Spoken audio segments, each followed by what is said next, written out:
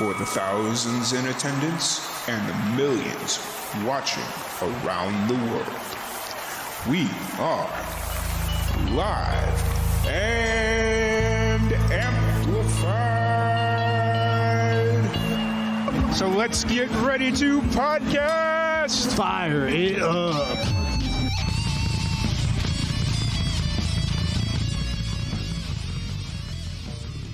Welcome, everybody, to another live and amplified livecast. I'm your host, Tom Quiet, and we are back at it again with another amazing podcast. Today, we have a very special guest. We have Taryn Hadfield. How's it going today, Taryn?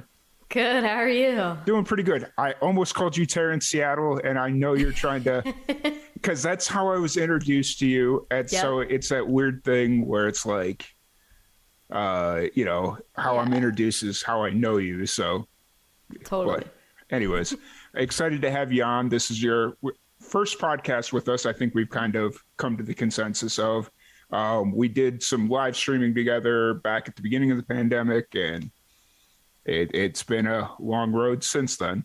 Yes. Crazy long road. Yeah. Especially on your end, because you just released a new album. Yes. Or technically your debut album, right? First album ever. So Nice. So we'll get into that here in a little bit, and we'll just kind of talk about that. But for everybody that's just meeting you for the first time, or anybody listening that's just getting to hear about you for the first time, what's kind of your background into music, stuff of that nature? yeah. So background into music. Should I talk about like how I got into music, or maybe like more of an introduction about who I am? Let's go with the introduction to who you are, because then we'll go into. Then we'll dive in. Yeah, we'll dive in. Gotcha. So my name's Taryn Hadfield. I go by Taryn Seattle on Twitch. But just recently, I'm an artist signed to Next Music Company, which is a small indie label, kind of based out of Boise, but also Seattle. And then this last year, I recorded my first ever album called Manic Pixie Dream Girl. And it's now just got released on Apple Music, Amazon, Spotify, YouTube, all the major platforms. I guess we'll get into that later. But I play electric guitar, mandolin. I've dabbled in some banjo now, so that's been fun.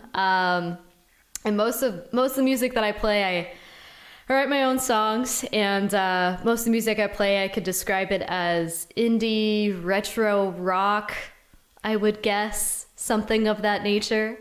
And then I also stream on Twitch about 3 to 4 times a week, and I've been live streaming on that platform for about 2 years. Okay, so you were streaming when you'd just gotten started on Twitch when we first met back in March, April of 2020. Yes. Yeah, I had just started. Actually, my first ever stream was January of 2020. Mm-hmm. And then I felt really awkward, and I never wanted to do it again. But then, the pandemic hit, and everyone started streaming on like Facebook and then Instagram. And so then I just kind of went from there and was like, I should just keep doing this. Yeah, for sure. I could tell when we first met, because you were a part of our, I don't even remember what we called it, but it was like a virtual live concert, like right at the beginning of the pandemic, like that first week or something. I was overly ambitious back then. And you were one of the few that already seemed to have the streaming thing down pat, or at least as far as making sure your audio was good. I knew my audio. I knew how to work my audio, which I feel like was like the bar was low back then. Like, I'm like, I know how to get on a camera. I know how to do audio. I think I'm good. For sure. And back then when I met you, you were still living in Boise. So over the last year and a half since it's been, you ended up moving to Seattle. Yeah. How long ago did you end up moving? So I moved to Seattle back in early November. So I've really only been here for like 3 months, or no, not even that, like 2 months, almost 3 months. It's been a weird shift. I grew up in Boise, and that's where I've always been from. So it's strange to go from that to living in Seattle, a place where there's like so much history with music and so many musicians, so many recording studios. It's definitely changed since the pandemic, that's for sure. Like definitely not as many things open. Things are starting to get back, but yeah, but it's been weird. I grew up in Idaho pretty much since I was 8, and so moving to an entirely new city has been quite the shift. Yeah, I imagine so. It's not easy, especially if it's like the first big move you made. Yeah. Whereas I've made several of those moves and it's still not that easy. Like, still not that easy, but No. you get used to it. So Yeah. Cool. So you're a multi-instrumentalist. You guitar, banjo, mandolin. You know, you kind of dabble in a lot of the stringed instruments. Who originally introduced you to music or the idea of playing music? Yeah. So that story goes back to when I was 10 years old and it was my birthday. And so around this time, my mom had a bunch of really great CDs in the house growing up. So she had Alanis Morissette, Counting Crows, Norah Jones at the time as well. And so I kind of got in this habit of, I was really obsessed with music when I was young, just listening to it and singing along. And so I'd always be like huddled up in my room, singing along to the CDs, knowing every word. And it was around that time, like my parents noticed me doing that a lot, and no one in my family did music, like literally no one. My sister played violin and orchestra, so it's a very new thing. But my dad, for my birthday, bought me a guitar. And it came in this big box. I thought it was going to be a keyboard. And then when I opened it and it was a guitar, I was like, huh, okay. Because I originally really wanted to play piano. I never told my parents that, but I was like, I'll give this guitar thing a shot. And so he got me into lessons because for a while it just sat there. And as a kid, you know, if you're not super self-motivated or some crazy prodigy, like it didn't come easily. So my dad was like, I'm going to get you in lessons and we'll just see how it goes. And I ended up taking lessons for about all the way from when I was 10 to basically up even halfway through college. I was taking lessons from the same guy. So, but yeah, that's kind of how I got into it. It's all because of my dad. Nice. That's awesome. And it explains why your dad pretty regularly appears in your streams. Yes. Yeah, him and my mom both. Yeah, that's true. I do. Now that you do mention it, you do mention your mom a lot. Yeah. So that's really cool. So as you were kind of going through that journey of learning how to play guitar, yeah. Who were some of the musicians that you were listening to? Yeah. Like I know you brought up like Atlanta Morissette and stuff like that, but like once you started learning, yeah. Yeah. So I had a pretty cool guitar teacher growing up, and he basically just, once we had learned the basics, basically told me like, bring in a CD of your favorite artists and we'll just learn whatever. And so I was into a big smattering of different things. So we learned Led Zeppelin, we learned some Fleetwood Mac, we learned a lot of the stuff I learned was mainly stuff my parents had raised me listening to. So it was, you know, their favorite bands like Jack Johnson, and, you know, Coldplay. We learned a lot of Coldplay songs. And so it was a big smattering, but it was mainly based on, you know, what my family had raised me listening to. So I could show up for my dad and tell him like, hey, I learned this song. Like, and so it was honestly a lot of classic rock, 70s rock, lot of rock. And so that ended up being most of my influences in the guitars in the studio, just learning how to play. Nice. And then where does like the mandolin and the banjo, where's that all kind of start coming into play?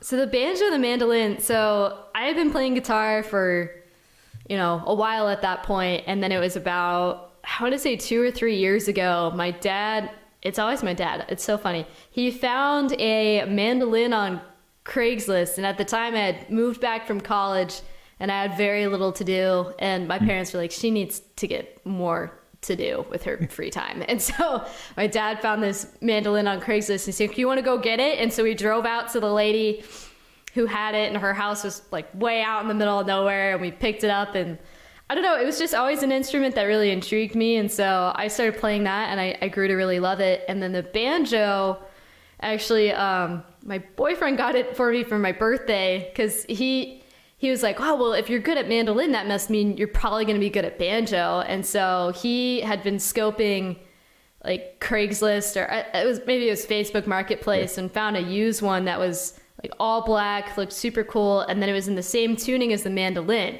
So that it was a super easy transition. So it's basically like, because apparently banjo, you can have it in that open tuning or you can have it in the mandolin tuning, which apparently is the Irish tuning. And so I've kind of been dabbling with that for like a couple months. And so I'm by no means great at either of those two instruments, like definitely more comfortable with guitar, but it's been fun for songwriting and to just have something different to play.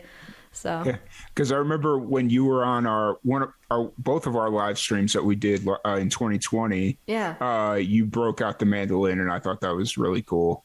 It was fun. Just because not a lot of solo musicians break out the mandolin. So. It's kind of a little. It's rare and it's fun, and I think I definitely noticed too when I was playing gigs, people would kind of light up when they saw it pulled out, and I was like, okay, I'm definitely gonna write more and learn more on this instrument. So but just because it's what I don't know, like I don't know why it is why people kind of are drawn more to that instrument. I don't know if it's because it's different or if it sounds different. I don't know.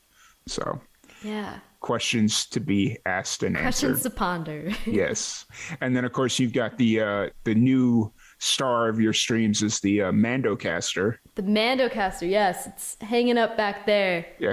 Yeah. And that you've only had that for like a couple months, right?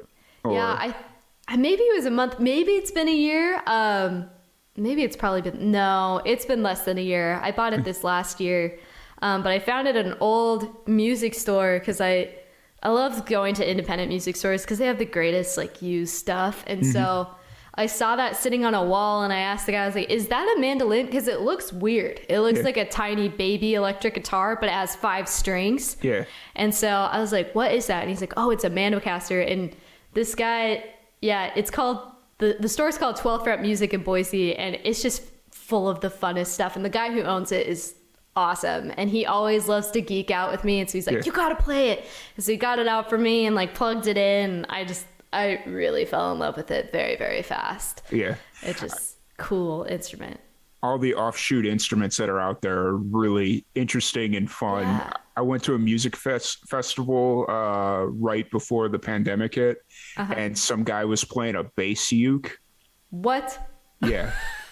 So basically it's a ukulele, but it's an upright bass. So the whole reason he had it was because he didn't like carrying his big bass on planes, and he can't always count on the festivals or whatever that he's going to that somebody's going to let him play there upright.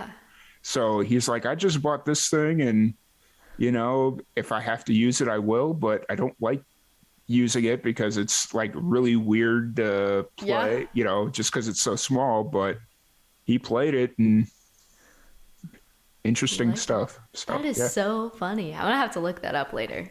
Oh yeah, there's a lot of ukulele instruments. Like there's a banjo uke, which is really... I definitely want to get one of those. I'm very stuck on that's my next big purchase. Big purchase. Nice. So you've been streaming for the last 2 years, and since the pandemic, you've really started working on this album that dropped last Saturday. Last Saturday? Yes. I'm so hard up on everybody releasing music on certain days. And I forget nowadays it doesn't matter, because like back in the day it used to be on Tuesdays. That's when all the new music dropped. And now it's just kind of like, nope, doesn't matter. I'm going to release it when I want. So it's been out for just a little over a week. What was kind of the idea behind it, and how long did you back up? Let me ask this question first. How long have you been working on the album? So I've been working on the album. So November of 2019 was when I got signed on to Next Music Company. And basically, you know, I kind of knew I had basically written most of the songs that were probably going to be used on that album, like at least half of them already. And then obviously, so our plan was in spring of 2020, pre-pandemic times, we were going to have, because, you know, every small label, you got to crowdfund a lot of money to even make an album, because to do it in a studio with cool musicians and to have all the budget to do the marketing and the production, like, it's just a lot. And so when you're a new label, like, you just don't have investors and it's just iffy. And so we had a crowdfund. And so in spring, I was like, oh, we'll do a crowdfund. We'll do a live show. So I had like a venue booked. I had like musicians lined. I had the bands that were going to play with me already confirmed. And like things start getting weird like in February. And I was just like, we could still do it. Who knows? Maybe this is just a weird fluke and we'll, you know, it'll never turn into anything. And then COVID unleashed its ugly head and it was just, the venue called me. I think it was like 3 weeks out because Idaho was like, no, we'll be fine. And then eventually, you know, everything did shut down in Idaho, but the venue called me and was like, hey, yeah, this is not going to be a thing. And I was like, okay. And so then, I was screwed. And like, I talked to Jeff, our producer, and I was like, so what are we going to do? He's like, honestly, I have no idea. He's like, this is unprecedented. I don't know when we could get in a studio. I don't know how we're going to do a crowdfund. He's like, I know this will happen eventually. I just have no idea when. He's like, and I would hate to lead you on and tell you that we're going to have this arbitrary date. So I basically just hung tight for months, just continuously just communicating with Jeff, and was like, hey, what are we gonna do? He's like, I don't know. And so it was just a mess. And so then finally, and during this time I just started streaming just to kill time. Like I used to play a bunch of, you know, bar gigs and I played open mic nights. Like that was my thing. And so then when all that went away, you know, I was like, how am I supposed to fill all my time now? And so I started streaming on Twitch. Because way back pre-pandemic, basically one of my old friends from college, he used to stream on Twitch. Part of the stream, it's called Grub Truckers. Okay. They're partnered on Twitch, but it's a food truck in Moscow. I swear this all connects. It's a food truck in Moscow. They live stream basically giving out food to drunk college kids. Okay. And they make a ton of money doing it. So he was doing that in Moscow and making a ton of money. He's like, hey, and I was telling him about the album. And I was like, I need a crowdfund for this. And he was like, well, just start streaming on Twitch. Like, I don't know. You could grow and people might give you money. Who knows? And so then that started. So I started streaming a lot more, especially once the pandemic was in full swing. And then come fall of that year, we decided we were going to launch the crowdfund on Twitch. Like I started making more money doing that than any of my bar gigs in town, because Boise does okay paying musicians, especially if it's a private party, but it's not going to pay as much as Twitch and random strangers on the internet who love my stuff. So we launched a crowdfund it was mid-October, and then it was a Kickstarter campaign, so we had 60 days to raise the whole funds. We raised it in 54 days, so 6 days before the end. And then we planned, so things started loosening up, especially in spring of 2021. We're like, maybe this is a sweet spot. So then we got in the studio May of 2021, did all the recording. I cashed in all my PTO, took 2 weeks off work, recorded the whole album. It was like 12-hour days. So we did recording tracks for a week, mixing for a week. And then I went home. Jeff finished up with mixing and mastering.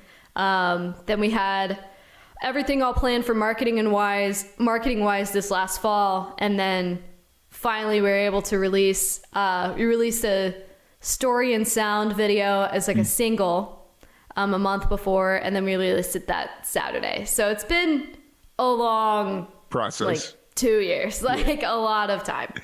Oh yeah, for sure. You know, and I remember when the pandemic first hit, like, I was sitting at work and they're like, hey, we're closing down the office for 2 weeks. I'm like, okay. And 2 weeks. went home, worked remote from the office. And then they're like,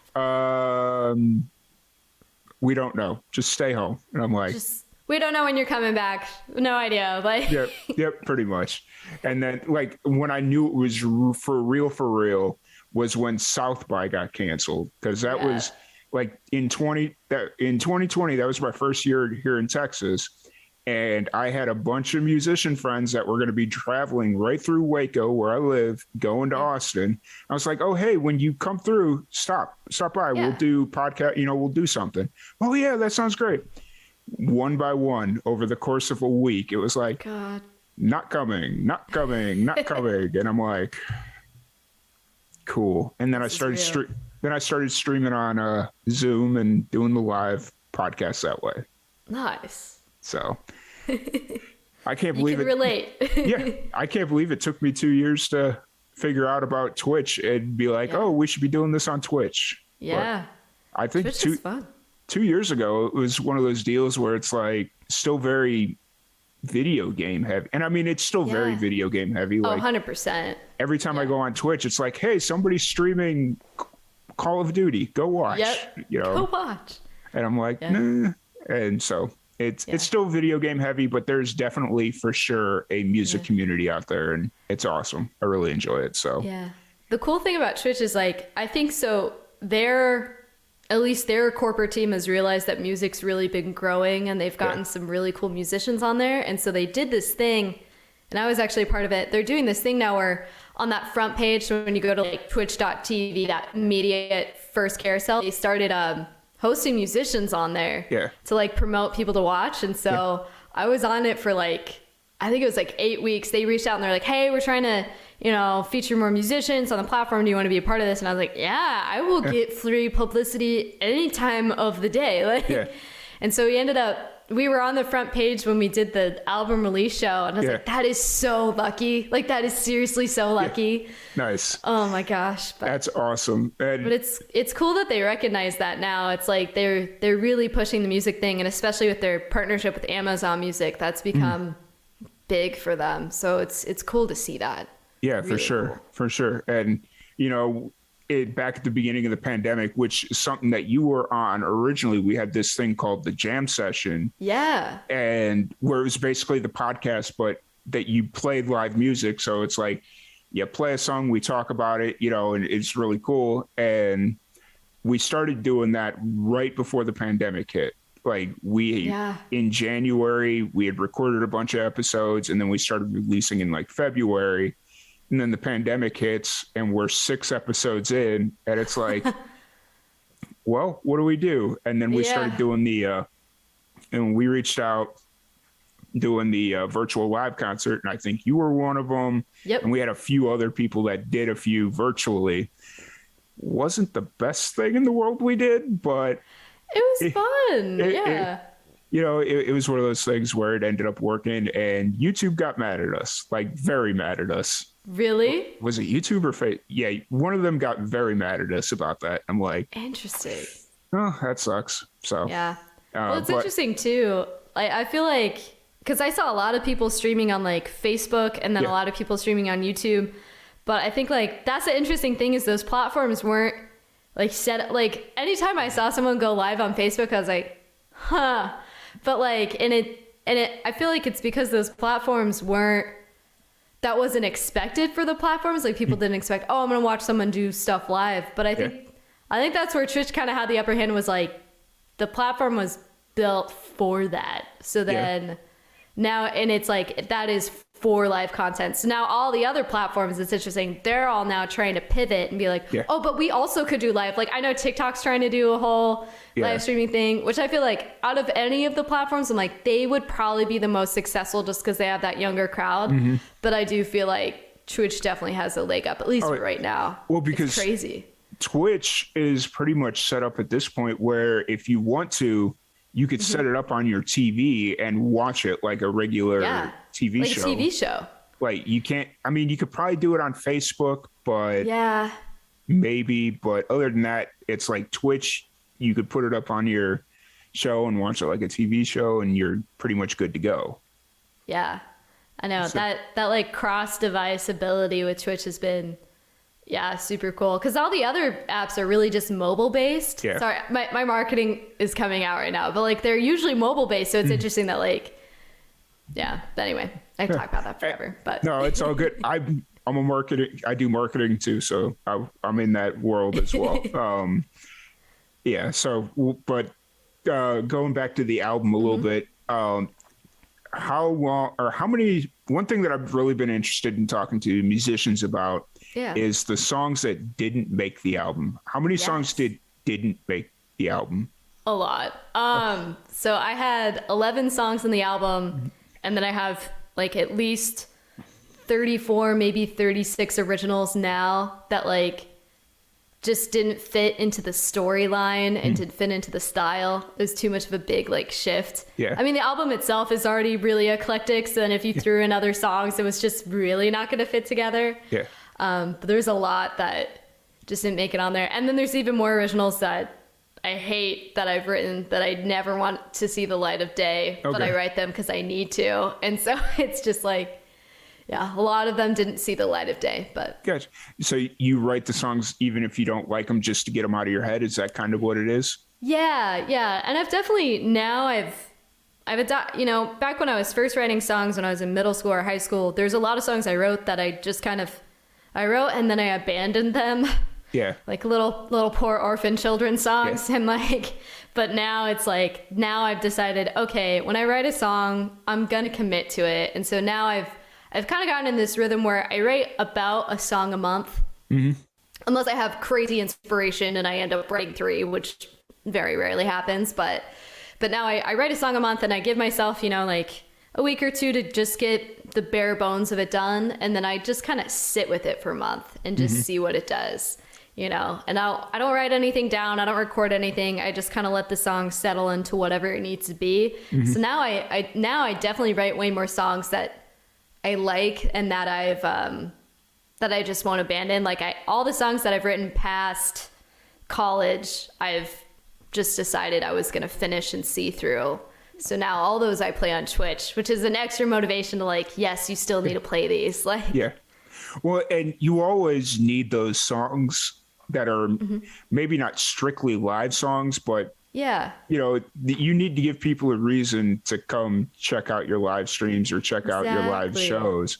Because if it's like, oh, I'm just going to listen to the album, if I have to decide between going to see your show or eating this week, hopefully it's not that dire, but going to McDonald's an extra day of the week, that's always interesting. Is just the album, the songs that didn't make the album and why or why not. But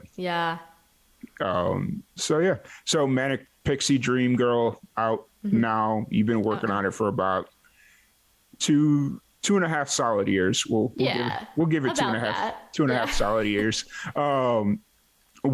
When you were sitting down and finally picking songs to record for this, what kind of went into that process? Since you said that you wanted it to be, or that it was already pretty eclectic anyways, and as you listen to it, you'll figure it out pretty quickly how eclectic it is. How did you kind of decide what songs you wanted to record? Yes, I mean that was a collaborative effort with Jeff, my producer. I basically just played him all the songs that I had written ever, and I was like, all right, how do we make a story out of this? And so the biggest thing that we always asked was, there's 2 main things. It's, stylistically, does it add to this narrative? And then storyline wise, like, does it contribute to this overarching narrative? Because we very quickly realized when I played Manic Pixie Dream Girl, like that was going to be the title track. We just felt it was right. And so we centered the rest of the songs kind of around that title track. Like I think about, when I write a paper, or I can't remember the last time I wrote a paper, but like, when you're writing like a big dissertation, right? And you have your thesis statement and it's like that whole paper could be encapsulated in that one sentence.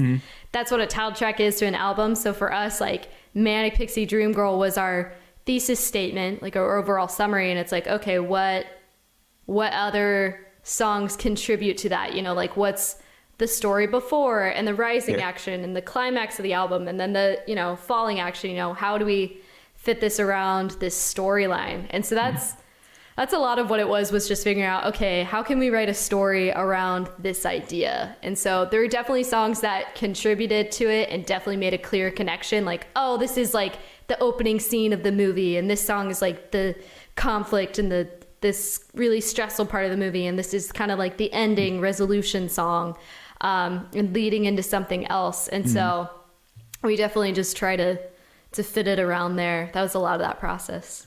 Cool. And so had you, how long, or what's the oldest song on the album? Oldest.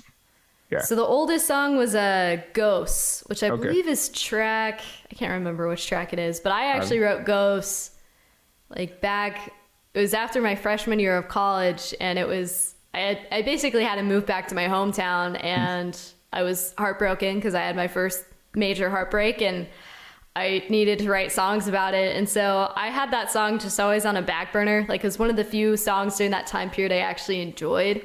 And I knew that there's something to it. And so I always just kind of like carried it with me. I didn't think it was going to be on the album. I was like, it's too far back. Like, I don't even think it contributes to the story. But when I played it for Jeff, he actually really liked it, because I'm always way more harsh on my old songs. And he's like, no, there's something here. Like, we gotta do something with this one. It fits. Yeah. So. And did you, from when you originally wrote it to when you recorded it, did you make any major changes to it, or? We did definitely simplify the melody. And so, and Jeff kind of helped me with that as well. Just like trying to figure out, okay, how can we get this to be very singable, you know? And so definitely simplify the melody, and then kind of mess with some of the timing of the lyrics to make them a little bit unexpected. I actually had a whole bridge written out during Ghosts of just more lyrics rather than just the line, you are haunting me. But we decided that line itself was just really powerful, and we just decided to make that be the whole section. And so we layered on different harmonies. And so it was interesting too, because that happened with a lot of the songs. Like, I had a lot, especially when you're a solo artist, like, you have a lot going on rhythmically, just trying to fill that space. You have a lot going on lyrically because you have all that time. And then when you get in the studio and you have bands and you have musicians who can take on some of those rhythmic parts and some of those other fills, it allows you the space to like really simplify what I was doing on my guitar part, and then what I was doing vocally. Like, it was mainly just paring it down. Like, okay, you don't have to fill all this space. You don't have to fill all this time because you're not some one woman act in a bar. You know, what can we do with it? And so that was a lot of the editing process was that. Makes sense. And then obviously you mentioned that you're a solo act, but in the on the album it's essentially a full band. Are you primarily playing a lot of that stuff, or who's helping you record all the? Yeah. So all the rhythm guitar parts are mine, and not all the rhythm guitar parts, but the main parts that kind of back the song, those are played by me. And then all the harmonies, except for like one harmony that we actually had Jeff sing, which is in Siren, which no one can tell, very few people can tell, because it sounds like it's just me, but he added it in after I was back home in Boise, and he's like, it just needed it. And I was like, I don't think anyone can tell, it'll be okay. But the harmonies are all me. But then as far as the rest of the song, we had Jordan Fuller playing bass. And a lot of these musicians were from the Seattle area, all kind of like in my age range, playing mostly in indie bands, and some of them also played some jazz. We had Jordan Fuller on bass, Alex Shaw on guitar, Keelan O'Hara on drums, Katie Cuffle. Her name's Katie Cuffle. She came out, she was our cellist. She came out for literally 2 hours, blew us away. I was like, we have 2 songs. Let's see what you can do in 2 hours, like, because that's all we had in the budget. And I was like, just do your thing, do your magic. And she just built these really gorgeous lines. Like, it sounds like a quartet in the album, but it's just her layering track after track, playing along with herself, which is crazy. And then a lot of the synth stuff was played by Andrew, our engineer, who's magical. He can do so many different things in the studio. I think he also might have added some guitar stuff as well. And then we had Jeff actually played a lot of the piano as well, and then sung like one harmony line in Siren. And And so, yeah, so it is very much a collaborative effort for sure. That's awesome. It's always good when you have the talent around you to come in and help. And it's not all reliant on you, the producer, and maybe the engineer to recreate this stuff or, That's 100% it. When I was listening to the album for the first time, it kind of threw me off because I'm so used to listening to you on your live streams where it's just you. Yep. And it's like, oh, there's a drum there. There's more than just the vocals and a guitar or mandolin or, whatever you happen to be playing for that song. So that was cool. It was different, Yeah. But for sure. So yeah. But kind of moving forward with the album now that it's out, it's been out for about a little over a week. What's kind of going through your head right now? I definitely, so I mean, you probably get this because you also work in marketing. Like so much of my day job is focused on like getting the data, getting the numbers to prove like you were successful and here's all your metrics to prove you're successful. And so it's hard for me not to carry that same need with the music. Like I'm like, how many people are listening right now, and like what's our viewership like on Twitch, and how many people have downloaded it, and like how much are we making here, and how many times have we been covered. And so I've had to make a very conscious effort to not get focused on that because then that's when music becomes not art, it becomes like a commodity, like a product. And I'm like, it's not a product, it's art. And like at the end of the day, its success is not going to be dictated by it was downloaded and played this many times. It's going to be how many people connected to it and really, really loved it, and how many stories do I get to hear. And so for me, I've definitely tried to leading up to the album, definitely spent a lot of time on social media, but I've definitely made a conscious effort to like not spend so much time on social media because I get into weird comparison games with other artists, and I'm like, I just want to like focus on doing what I love and not compare myself to other people. And so I've made a conscious effort to like just post the stuff that you need to post and get off the app. Like don't sit there and just scroll and see how awesome other people are doing. Just post your stuff and get over it. And so that's what I've tried to do with myself. And then also just really trying to take time to be really grateful and practice a lot of gratitude. And so, but the coolest thing though has been like getting messages from, especially with people on Twitch, because they've been there when I had no one listening to now. And so hearing little stories of, I was listening to this song at the gym today and it really pumped me up, or even my family and friends, like we rocked out to the entire album and listened to it in the garage of our house because we didn't want to stop, and that was the only CD player we had. And like, and so that's been really cool, is like getting little stories like that has made me just remind myself, like, that's why I did this, not to go viral and be, next whoever the hell. Like, I just want to create good work and to have it help people. And so knowing that it did that is very validating. So. Yeah, absolutely. Absolutely. Because I remember back when we first met, I think one of the songs that you played was Not Sorry, because first time I heard that, or when I heard you play it on Twitch, I was like, okay, that song's very familiar. And then I went back and listened to the old streams and I was like, yep, she definitely played that before. And so it's really cool, just like going back, listening to it a year and a half ago and listening to it now. And just, even though it doesn't seem like it's changed all that much, but you've grown as a musician and just your ability to change over time. Almost it's pretty interesting to kind of just hear the differences. So it's crazy. And I even do that with old streams. Like I looked back and I still have clips on Twitch from when I first started streaming, and I look back and I'm like, wow, like the audio quality, the video quality, like my ability to just keep a beat has just changed so drastically, just even in the last bit. It's just wild. And to kind of change up your setting and your surrounding, because I think when we were first met, you were in probably your living room at your parents' place, I think, right? Or it was my studio apartment, so I was like curled up in this corner, like crammed next to my couch, very tightly, just trying to play something. Like, gotcha. So now I'm going to ask you to pick your favorite kid. What's your favorite song to perform off the album? Oh no. Oh, that's so tough.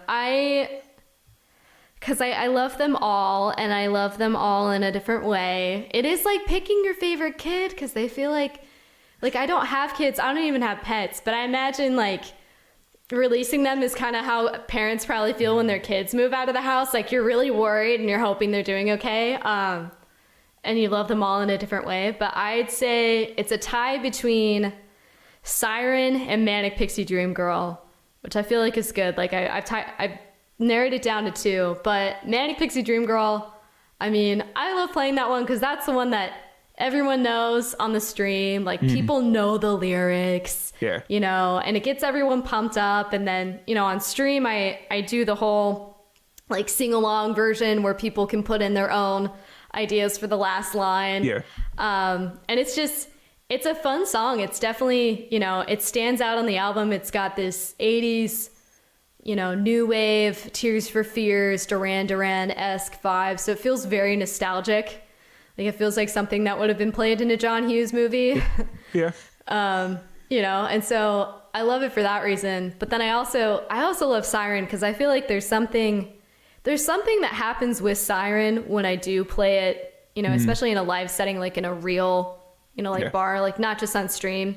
Like I was at an open mic night in Seattle like a couple weeks back, and I played that song, and I noticed there was like a definite shift in the room. Like people turned around, like people quieted down. And so I always love playing that one because I feel like it's like my secret one that I can like whip out and be like, ha, like, because it's very different from the rest of the album, and that's why we made it last in the lineup, because it's just nothing could really follow it afterwards. Like it had to end with that one because I feel like it was kind of the next chapter, and so I love playing that one for just that reason. But nice, and you know, the album top to bottom's really good. So if anybody out there is listening hasn't listened to it, make sure you go check it out on Spotify. Or are you still selling hard copies, or was that just a So I'm still selling hard copies on nextmusic.com. Basically, you just go nextmusic.com, click shop, and then you can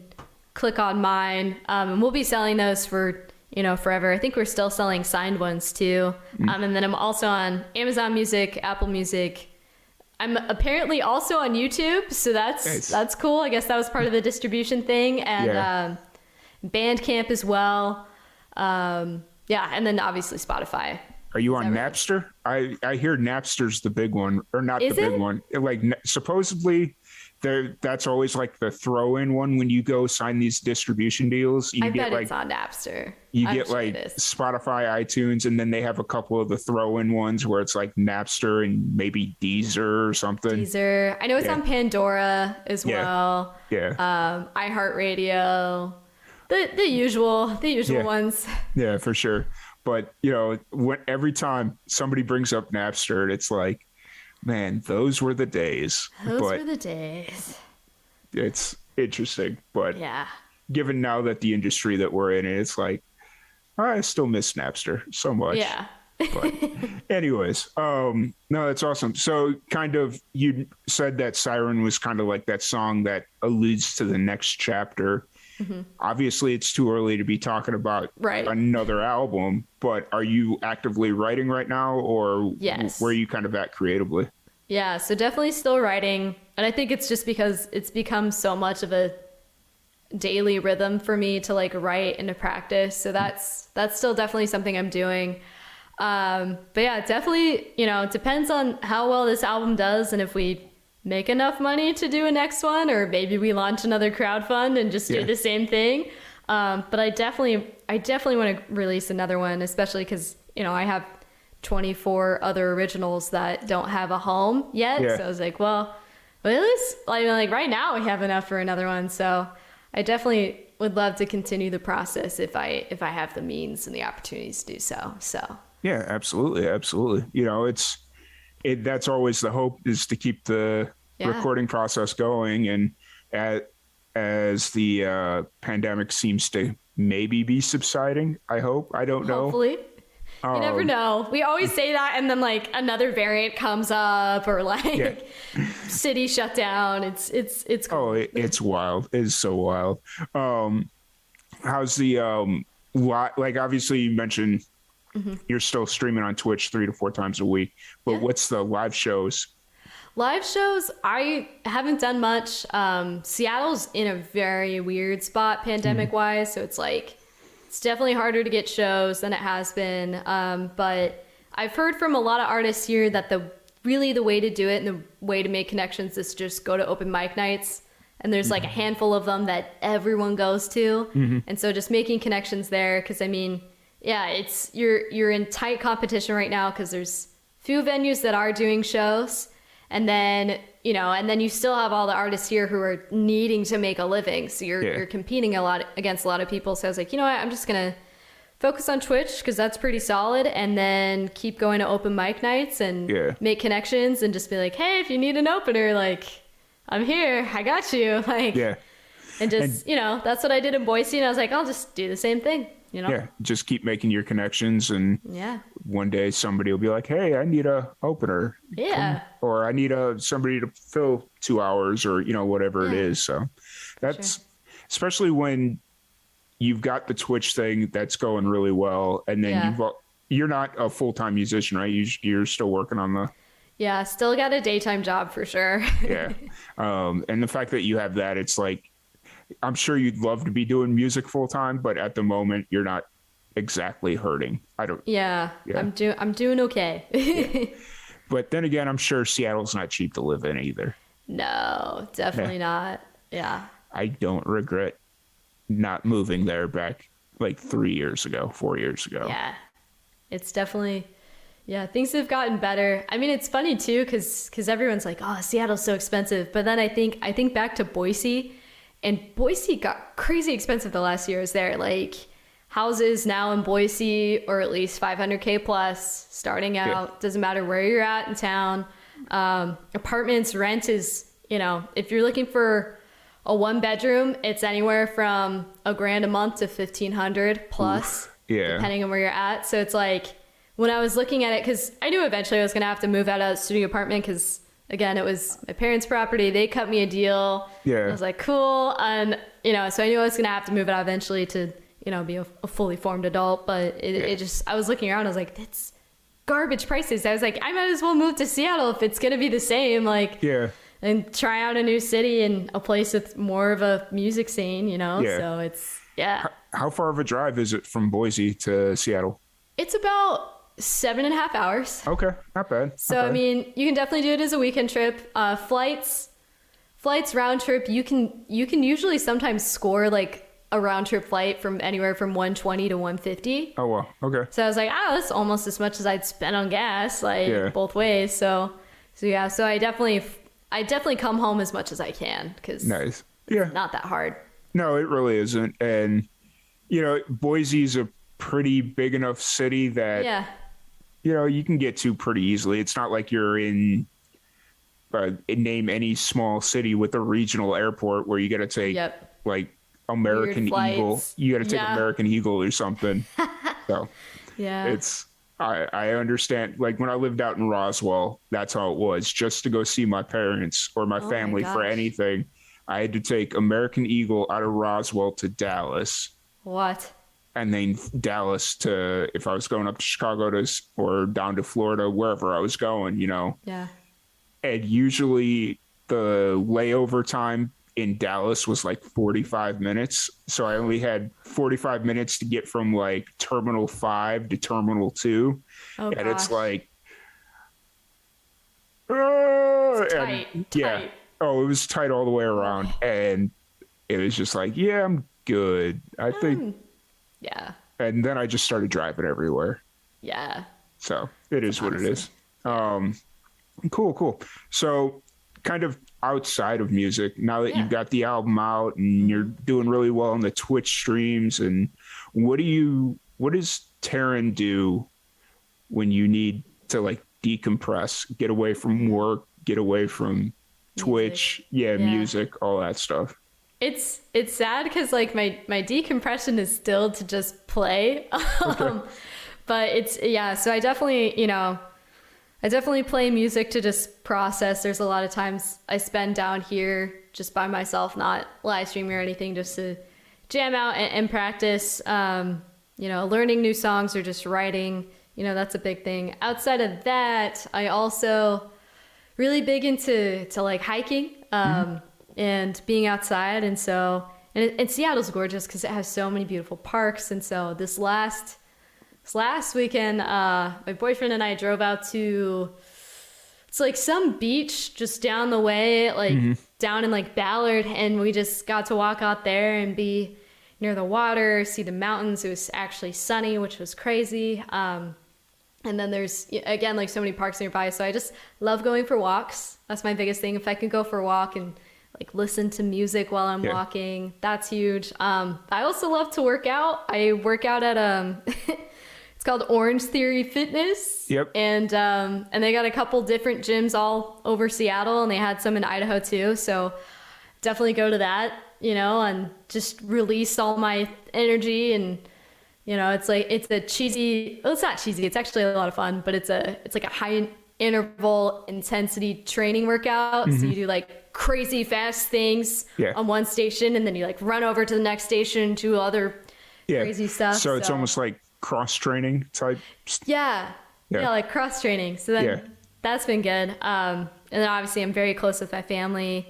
And then I've made like a handful of friends in Seattle that I get to hang out with and go get brunch. And honestly, it's crazy because I think about it. I'm like, even if you just had 3 solid friends you hung out with, that's still a lot of people. So that's me outside of music and outside of the job, is just being outside, working out, and hanging out with friends. Nice. Hey, that's more than I do. I literally sit in front of my TV playing PlayStation 2 for hours on end. And I hate myself because that's just like a new thing I started doing. Because I don't know, I found a game sitting over in the corner the other day, a couple weeks ago, and I was like, oh, I'm gonna go play this. And now it's like every night before I go to bed, I'm like, all right, I'm gonna play a game and I'm good. And then I end up staying up for 4.5 hours, and it's like 3 a.m. and I'm like, damn it, I gotta be up at 8 to go to work now. And so I hate. My boyfriend's a big gamer. Well, I wouldn't say big gamer, but he definitely, games. A lot of guys game. And so he got recently into, what was it called? Skyrim? Yeah. And it's beautiful. And so I actually really love watching him play it because I'm like, it's like I'm exploring this other place. And so I finally, especially because on Twitch, I see so many people who are into gaming, and I'm like, I don't understand. But then now I'm like, I actually kind of get it. I'm like, I see how that would be very relaxing. Like, I actually want to get into it, but we'll see. Yep. And then this morning I had the idea. It's like, with as much as I've been playing lately, I need to bring out, I've got a spare TV that I don't use. Yeah. I need to drop it right here next to my computer and hook it up and then just stream on Twitch. And it's like, I'm already playing for 4.5 hours, so why not well stream? Why not? So I got the technology. I tried to do it when I was living in Florida there for a while. Yeah. And like I had an old Super Nintendo, and it just got repetitive because I only had like 4 games, and it's like there's only so many times I could play Mario Kart before it just kind of like, all right, cool. So for sure. Anyways. But it's been an absolute blast chatting with you. Before we go, I have a random question generator sitting right in front of me. So, if you are ready, if it will open, there it goes. I have your question for you. Okay. Out of everyone you know, who could you go the longest with in a car trip? Oh, okay. This is tough. I would definitely say part of me wants to say people from my family, but we've definitely been on long road trips and we all wanted to kill each other by the end of it. I have this like ongoing joke with one of my college friends that the times that she's questioned our friendship the most was on a road trip. Yeah. So I'd say like I feel like I don't road trip well because I get hangry and I get tired. But I'd say out of anyone, it would definitely probably have to be my boyfriend, because he's the only one who can put up with me in that kind of situation. It also helps that we had known each other for 10 years before getting together. So I was like, well, you've seen all of it, so yeah, can't get much worse. Like, for sure. That's the random question generator for you. Nice. I don't know why it said road trip right in front of me, but for whatever reason that didn't make sense in my head, and I'm like, yes, it did. You're just an idiot. So, anyways, if anybody wants to check out the album, want to check you out on Twitch, where's the best place for them to do that? Yeah. So on all the music streaming platforms, I'm under Taryn Hadfield. It's Taryn Hadfield, HAD's in David, FIELD.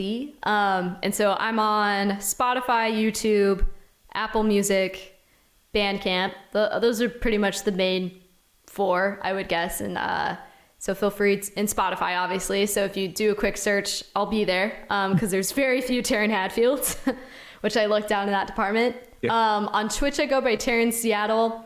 And now it's been too long for me to have that username to switch it back to Taryn Hadfield. So I think I'm just going to stick with it. Double down and own it. Double down. And I feel like I grew so much and I was like, it's too late to change it now. Like it's too late. So Taryn Seattle, just exactly what it sounds like. And I stream Tuesdays, Wednesdays, and Saturdays at 6:30 p.m. Pacific. So that would be 7:30 Mountain, 8:30 Central, 9:30 Eastern.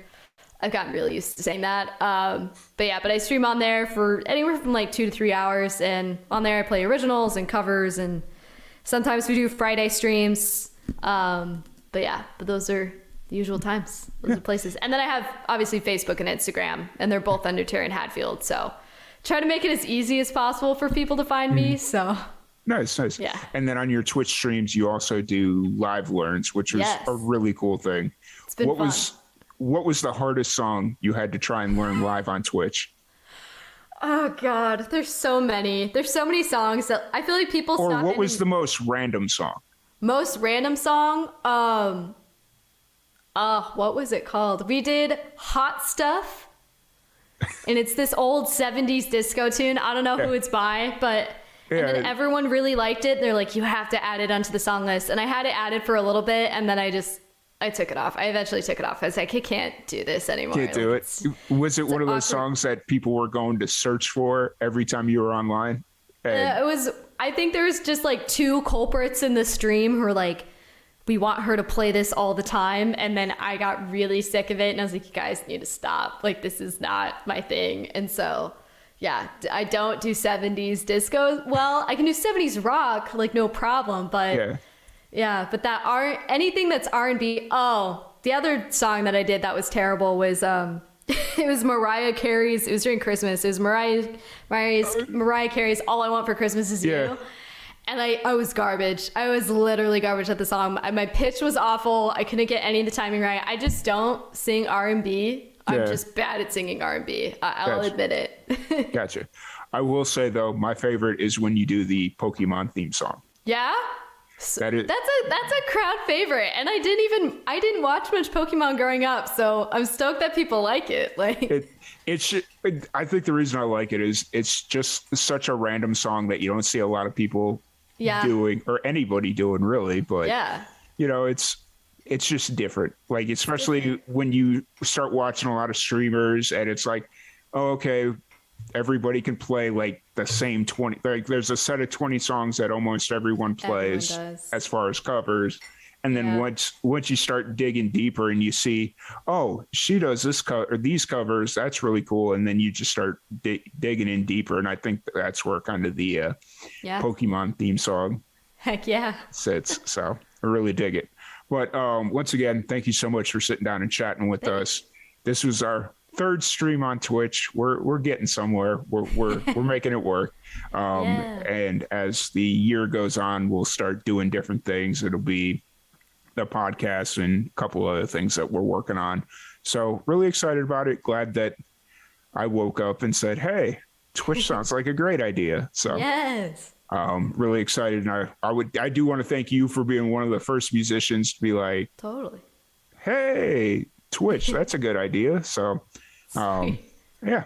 But anyways, once again, thank you so much for hanging out with us. Thank you everybody for tuning in, and we will catch you all later.